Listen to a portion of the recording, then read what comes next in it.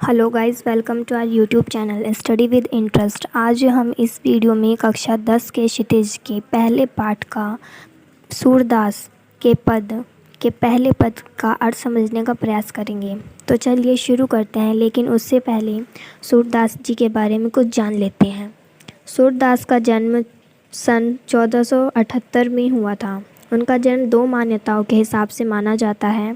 पहला, मथुरा के निकट रुनकता या रेणुका क्षेत्र का, जबकि दूसरी मान्यता के अनुसार दिल्ली के पास सिही का माना जाता है। सूरदास जी मथुरा और वृंदावन के बीच गौ घाट पर रहकर श्रीनाथ जी के मंदिर में भजन कीर्तन किया करते थे और उनका निधन 1583 परसोली में हो गया था। उन्होंने 3 ग्रंथ लिखे, सूरसागर, साहित्य लहरी और सूरसारावली, जिनमें से सूरसागर सर्वाधिक लोकप्रिय हैं। वह अपने ग्रंथों में ब्रज भाषा का प्रयोग करते थे। तो चलिए अब पहले पद का अर्थ समझने की कोशिश करते हैं। उद्धव तुम हो अति बड़ भागी, यानी कि यहाँ पर गोपियाँ उद्धव से कहती हैं कि तुम तो बहुत भाग्यशाली हो कि तुम कृष्ण के पास रहते हो। अपरस रहत स्नेह तकाते नाहिन मन अनुरागी, लेकिन तुम कृष्ण के समीप रहकर भी तुम्हारे मन में स्नेह की कोई भी भावना नहीं है।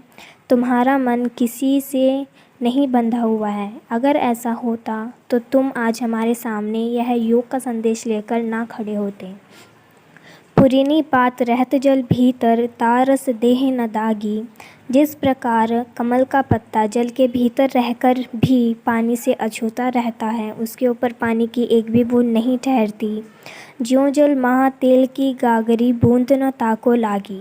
और जिस तरह तेल पर जब गागर जम जाती है, उस पर भी पानी की एक बूंद नहीं ठहरती, तुम भी बिल्कुल उसी तरह हो कि तुम कृष्ण के समीप रहकर भी प्रीत नदी में पाँव न बो रहे हो, दृष्टि न रूप परागी।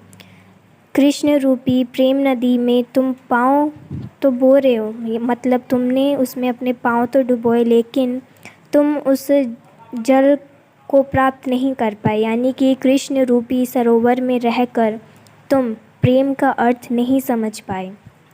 फिर गोपियाँ कहती हैं कि सूरदास अबला हम भौरी, गुड़ चाटी जो पागी।